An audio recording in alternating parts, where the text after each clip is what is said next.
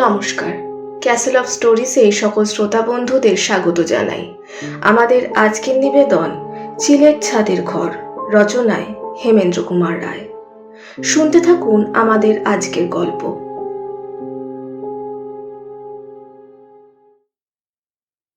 আমার ছেলেবেলার বন্ধু মিতা। সেবারে মিতা তার বাড়ির আর সকলকার সঙ্গে পশ্চিমে বেড়াতে গিয়েছিল। জায়গাটার নাম না হয় আর বললুম না। কিছুদিন পরে মিতার কাছ থেকে এই চিঠিখানি পেলুম।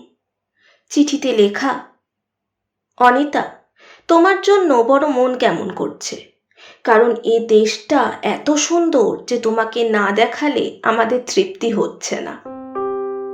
যে বাড়িতে আমি আছি সেখানেও চমৎকার। একদিকে ধুধু মাঠ, দুদিকে নিবিড় বনের রেখা, এবং আরেক দিকে পাহাড়ের পর পাহাড় ও তাদের কোল দিয়ে নাচতে নাচতে বয়ে যাচ্ছে একটি রূপালী নদী। তুমি আজকেই মোটমাট বেঁধে নিয়ে রওনা হও। আমাদের বাড়ি চিলের ছাদের ঘর থেকে চারিদিকের দৃশ্য খুব স্পষ্ট দেখা যায়। তুমি কবি বলে মা তোমার জন্য এই ঘরখানি রিজার্ভ করে রেখেছেন। আসতে দেরি হলে জরিমানা দিতে হবে। এখানকার খবর সব ভালো। ইতি, তোমার মিতা। মিতার মা আমাকে একটা বড় কমপ্লিমেন্ট দিয়েছেন, আমি নাকি কবি। বাংলাদেশেই কবিতা লিখলে কবি হওয়া যায় কি না? সুতরাং এত বড় একটা উপাধি লাভের পরেও মিতার আমন্ত্রণ রক্ষা না করলে খুবই একটা অকৃতজ্ঞতার কাজ করা হবে। অতএব মোটমাট বাঁধতে শুরু করলাম। মিতার বাড়িতে এসে উঠেছি। বাড়িখানি পুরনো হলেও প্রাসাদের মতো প্রকাণ্ড এবং দেখতেও পরম সুন্দর। চারিদিকে উঁচু পাঁচিল দিয়ে ঘেরা মস্ত এক বাগানের ভেতরে দাঁড়িয়ে সেই উঁচু বাড়িখানা প্রত্যেক প্রতীকেরই দৃষ্টি আকর্ষণ করছে। এদিকে ওদিকে কৌতূহলী দৃষ্টি নিক্ষেপ করতে করতে প্রথম যখন বাগানের পথ দিয়ে বাড়ির দিকে অগ্রসর হলাম, হঠাৎ একদিকেই আমার চোখ পড়ল। বিলিতি পাম গাছ দিয়ে ঘেরা এক টুকরো জমির ভেতরে ছোট্ট একটি স্মৃতিস্তম্ভের মতো কি জানি দাঁড়িয়ে রয়েছে। আমি জিজ্ঞেস করলাম, ওটা কি মিতা? ওটা ওটা কবর। কবর? হ্যাঁ, এই বাড়িখানা আগে এক সাহেবের ছিল। তার মেয়ে মারা গেলে পরে তাকে এখানেই কবর দেওয়া হয়। এমন সময় মিতার কুকুর লিলি মনিবের সাড়া পেয়ে সেখানে এসে হাজির হলো। তারপরেই রেগে গড়র গড়র করতে লাগলো। দেখলাম সে কবরের দিকে তাকিয়ে গর্জন করছে, কিন্তু কবরের দিকে তাকিয়ে আমি তো কিছুই দেখতে পেলাম না। বললাম, এই মিতা, তোমার কুকুর কি দেখে খেপে গেল? জানি না, লিলি এই কবরটাকে দেখলেই খেপে যায়, যেন সে হাওয়ার সঙ্গে লড়াই করতে চায়। না মিতা, ও তো লড়াই করতে চায় বলে মনে হচ্ছে না। ওকে দেখলে মনে হয় যেন মহা ভয় পাগল হয়ে গেছে। যাতে আর নামে লিলে বিলিতি হলেও আমাদের কাছে সে হিন্দু ধর্ম অবলম্বন করেছে। হিন্দুর বাড়িতে খ্রিস্টানের কবর ও কোথায় পছন্দ করে না। ও কথা এখন থাক, চলো তোমাকে তোমার ঘরে নিয়ে যাই। বাড়ির ভেতরে ঢুকলাম। যেমন প্রকাণ্ড বাড়ি তেমন মস্ত মস্ত ঘর। সেসব ঘরের অবস্থা এখন ভালো নয়। কোথাও চুনবালি খসে পড়েছে, কোথাও মেঝে ছেঁদা করে ইঁদুরেরা বড় বড় গর্ত বানিয়েছে, কোথাও কড়িকাঠ থেকে বাদুড়েরা দলে দলে ঝুলছে। মিতা বলল, এই বাড়িখানা অনেকদিন খালি পড়েছিল। এদেশে কুসংস্কার বড় বেশি। বোধহয় ওই কবরের ভয়ে এই বাড়িখানা এতদিন কেউ ভাড়া নিতে চায়নি। বসত বাড়িতে আমিও কবর টবর পছন্দ করি না। জীবন আর মৃত্যুর কথা একসঙ্গে মনে পড়লে বেঁচে সুখ পাওয়া যায় না। আমরা কিন্তু আজ 3 সপ্তাহ ধরে এখানে খুব সুখে বাস করছি। ওই কবর ফুঁড়ে উঠে কোনোদিন কোনো বেম্পেটনি আমাদের সঙ্গে গল্প করতে আসেনি। না, এখন ওপরে উঠে তোমার ঘর দেখাবো, চলো।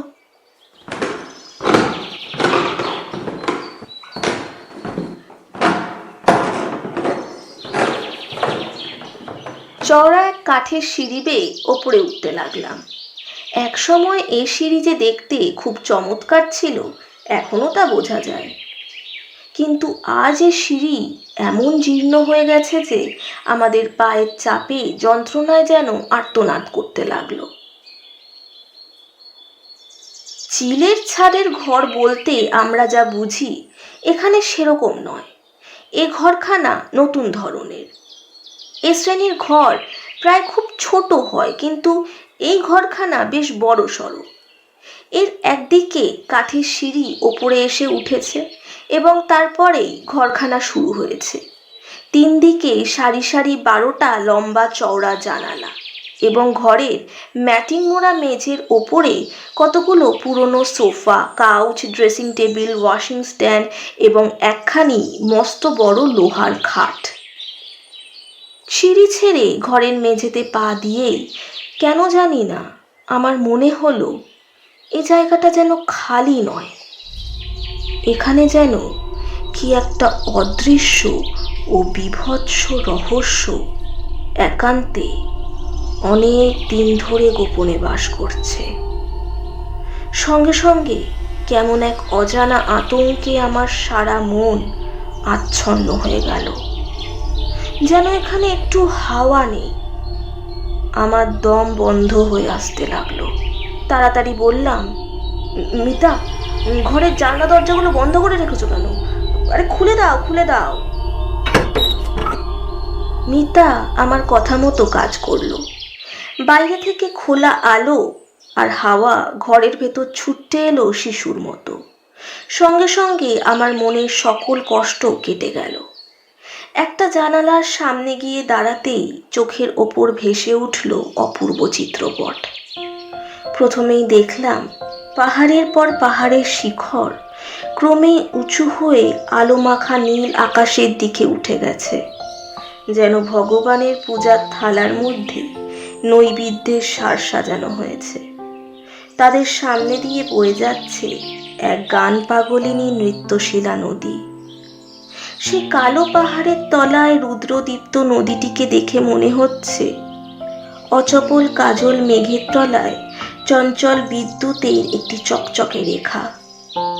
তারপরই আবিষ্কার করলাম আমার জন্য নির্দিষ্ট এই ঘরের তলাতেই রয়েছে সেই কবরটা। মনটা আবার খুঁতখুত করতে লাগলো। ফিরে বললাম, দেখো মিতা, এমন সুন্দর জায়গায় যে সাহেবটি বাড়ি বানিয়েছে, নিশ্চয়ই তিনি কবি ছিলেন। কিন্তু কবির চোখ পেয়েও এমন মনোরম স্থানে তিনি নিজের স্ত্রীর দেহকে গোর দিলেন কেন, সেটা কিছুতেই আমার মাথায় ঢুকছে না। এখানকার লোকেদের মুখে একটা গাঁজাখড়ি গল্প শুনেছি। মারা গেলে পর মেমের দেহকে নাকি গোরস্থানেই নিয়ে গিয়ে গোর দেওয়া হয়, কিন্তু তারপর তিনি দেখা যায় তার মরা শুদ্ধ কফিনটা কবরের পাশে মাটির ওপর পড়ে আছে। কফিনটাকে আবার গর্তে পুড়ে মাটি চাপা দেওয়া হয়, কিন্তু পরদিন সকালে আবার সেই দৃশ্য। পর 3 বার এই দৃশ্য চোখে পড়বার পর গোরস্থানের পাত্রী বললেন, এই পাপীর দেহ গোরস্থান ধারণ করতে রাজি নয়, একে অন্য কোথাও নিয়ে যাওয়া হোক। তখনই সকলে বাধ্য হয়ে দেহটিকে এই বাড়ির ভেতর এনে গোর দিল। সেই থেকেই পাপী কবর থেকে আর কখনো পালাবার চেষ্টা করেনি। পাদ্রী সাহেব মেমের দেহকে পাপীর দেহ বললেন কেন? মেমটা নাকি আত্মহত্যা করেছিল, কিন্তু আজগুবি গল্প আমি বিশ্বাস করি না। যত সব বানানো কথা। ঘরের চারধারে চোখ বুলিয়ে আমি জিজ্ঞাসা করলাম, আচ্ছা, এ ঘরের এই পুরনো আসবাবগুলো কোত্থেকে এলো? এই আসবাবগুলো হচ্ছে সেই সাহেবের। মেম এই ঘরেই বাস করত। স্ত্রীর মৃত্যুর পর তিনি আসবাবগুলো যেমন ছিল তেমন ভাবেই রেখে দিয়েছেন। আমাদেরও মানা করে দেওয়া হয়েছে আমরা যেন এই ঘর থেকে কোনো জিনিস না সরিয়ে রাখি। হঠাৎ খাটের ঠিক মাথার ওপরেই দেওয়ালে টাঙানো একটা প্রকাণ্ড অয়েল পেন্টিংয়ের দিকে আমার দৃষ্টি আকৃষ্ট হলো। স্ত্রীলোকের ছবি। আসলে মানুষের দেহ যত বড় হয়, সেই আঁকা ছবিটির দেহটিও তার চেয়ে ছোট নয়। জিজ্ঞেস করলাম, ওটা কার ছবি রে মিতা? সেই মেমের। কাছে গিয়ে দেখো না মেমকে, দেখতে একদম সেই টানা কাটা পরীর মতো।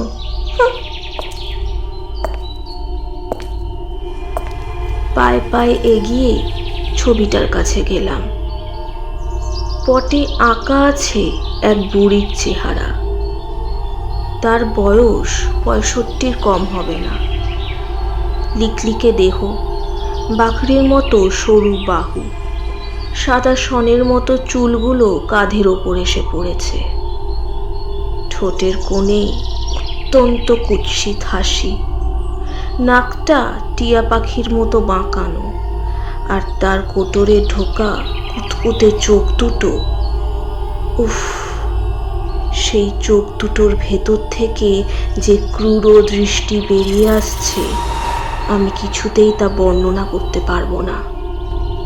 আমার মনে হলো গোখরু সাপের চেয়েও ভয়ানক সে চোখ দুটো এখনো জ্যান্ত হয়ে আছে। ছবিতে আঁকা মূর্তির চোখও যে এত বেশি স্বাভাবিক ও জীবন্ত হয়, এটা কখনো কল্পনাও করতে পারিনি। বিলিতি বইয়ে আঁকা ডাইনির মূর্তি যেন রক্ত মাংসের দেহ নিয়ে আমার সামনে এসে দাঁড়িয়েছে। মিতা বলল, কি হে অনিতা, কেমন লাগলো মেম সাহেবটিকে? ঘৃণায় মুখ ফিরিয়ে নিয়ে বললাম, যাকে দেখে এই ছবিখানা আঁকা হয়েছে, সেই মানুষটির প্রকৃতি নিশ্চয়ই খুব জঘন্য ছিল। তোমার এই মেমের ছবি যদি এই ঘর থেকে সরিয়ে না রাখো, তাহলে নির্ঘাত আমি রাত্রে দুঃস্বপ্ন দেখব। কিন্তু ঘর থেকে যে কিছু সরাতে মানা আছে। তাহলে আমাকে অন্য ঘর দাও। আচ্ছা, এইসব তাহলে আমরা দুজনে মিলে ছবিখানা নামিয়ে ঘরের বাইরে রেখে দিই। তারপর বাড়ি ছাড়বার সময় ছবিখানাকে আবার দেওয়ালে টাঙিয়ে রেখে গেলেই চলবে। খাটের ওপরে উঠে দুজনে মিলে সেই প্রকাণ্ড ছবিখানাকে নামাবার চেষ্টা করলাম। কিন্তু উফ, সে কি ভীষণ ভারী ছবি। ওজনে যেন একজন মানুষের দেহের মতোই ভারী। মিতা আশ্চর্য হয়ে বলল,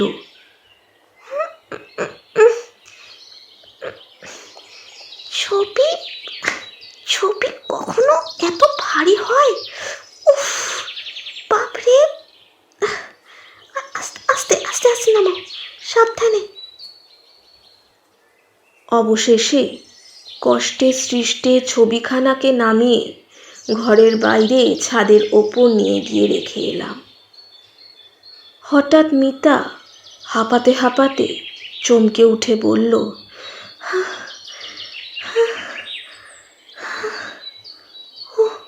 ও কি অনিতা, তুমি তুমি হাত কাটলে কেমন করে? তোমার হাতেও তো রক্ত কেন? তাড়াতাড়ি হাত তুলে দেখি, সত্যি তো, আমার হাত দুখানা যেন রক্তে রাঙা হয়ে উঠেছে। তারপরই মিতার দু হাতের দিকে তাকিয়ে আমিও বলে উঠলাম, মিতা, তোমার হাতেও যে রক্ত। মিতা নিজের হাতের দিকে হতভম্বের মতো তাকিয়ে বলল, তাই তো, কখন যে হাত কেটেছে আমি তো কিছুই টের পাইনি। দুজনে তক্ষুনি ছুটতে গিয়ে হাত ধুয়ে ফেললাম। তারপর নিজের নিজের হাতের দিকে তাকিয়ে আমরা একেবারে অবাক হয়ে গেলাম। আমাদের কারোর হাতেই কোথাও এতটুকু আঁচড়ের দাগ পর্যন্ত নেই। তবে কিসের রক্ত? এ কি রহস্য?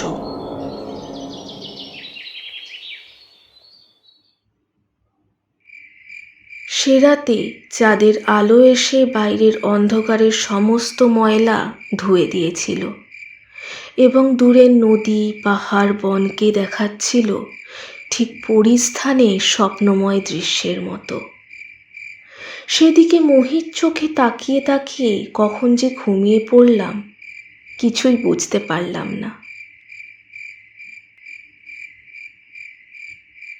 হঠাৎ আমার ঘুম ভেঙে গেল। কি জন্য ঘুম ভাঙল সেটা বুঝতে পারলাম না বটে, কিন্তু এটা বেশ অনুভব করলাম ঘরের ভিতর নিশ্চয়ই কোনো একটা অস্বাভাবিক কিছু হয়েছে। ধর্মরিয়ে বিছানার ওপর উঠে বসে চেয়ে দেখি কালো মেঘের চাদরে চাঁদের মুখ ঢাকা পড়ে গেছে। ঘরে ঘুটঘুটে অন্ধকার, সঙ্গে সঙ্গে কেমন একটা বিশ্রী দুর্গন্ধ আমার নাকে এলো। মেডিকেল কলেজের যে ঘরে পচা মরা কাটা হয়, একবার সেই ঘরে ঢুকে আমি ঠিক এই রকম দুর্গন্ধই পেয়েছিলাম। হঠাৎ আমার মাথার ওপর কে ফোঁস করে নিঃশ্বাস ফেলল। আমার স্তম্ভিত বুকটা ঠিপ ঠিপ করতে লাগলো। ভাবলাম মনের ভুল, হয়তো জানালা দিয়ে দমকা বাতাস এসে আমার চুলে লেগেছে। একটু সরে বসে বিছানা হাতড়ে দেশলাইয়ের বাক্সটা পেলাম। একটা কাঠি জেলে তুলে ধরে তাড়াতাড়ি ঘরের চারিদিকটা একবার দেখে নিলাম। দেশলাইয়ের কাঠি নিভে গেল, কিন্তু যা দেখেছি সেইটুকুই যথেষ্ট। মিতা আর আমি দুজনে মিলে যে ভারী ছবিখানাকে ধস্তাধস্তি করে নামিয়ে বাইরে রেখে এসেছিলাম, সেই ছবিখানা ঘরের দেওয়ালে যেখানে ছিল আবার ঠিক সেই স্থানেই টাঙানো রয়েছে। আড়ষ্ট হয়ে দাঁড়িয়ে আছি, ভাবছি কি করব। হঠাৎ আমার কাঁধের উপর কে যেন একটা হাত রাখলো। বরফের মতো ঠান্ডা কনকনে একখানা হাত। ভয়ে পাগলের মতো হয়ে গিয়ে আমি টেবিলে রাখা ফুলদানিটা সামনের দিকে ছুঁড়লাম এবং পর মুহূর্তেই কে যেন সশব্দে মেঝের উপর পড়ে গেল।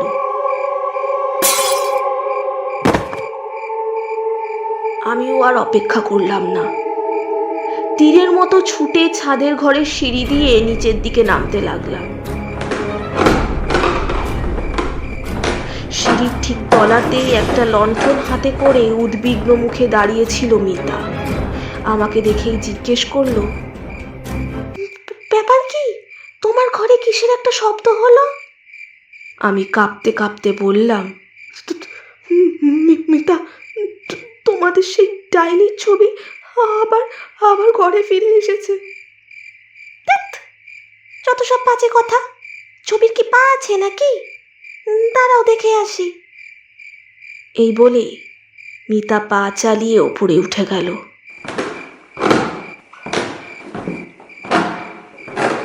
কিন্তু তারপরেই শুনলাম মিতার উচ্চ আর্তনাদ।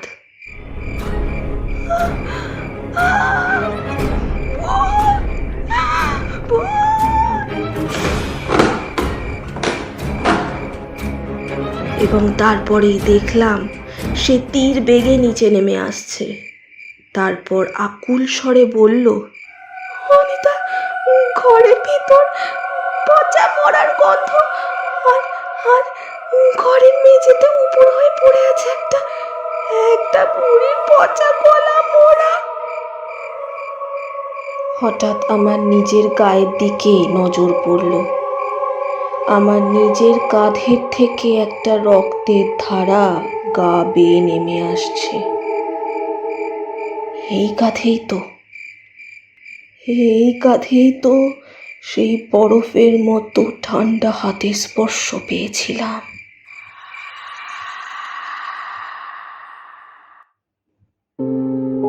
শুনছিলেন হেমেন্দ্র কুমার রায় রচিত চিলের ছাদের ঘর। আমাদের আজকের গল্পটি আপনাদের যদি ভালো লেগে থাকে তবে ভিডিওটি লাইক করুন, শেয়ার করুন এবং আমাদের চ্যানেল ক্যাসেল অফ স্টোরিজকে সাবস্ক্রাইব করুন। আমরা খুব শীঘ্রই নতুন আরেকটি গল্প নিয়ে ফিরব।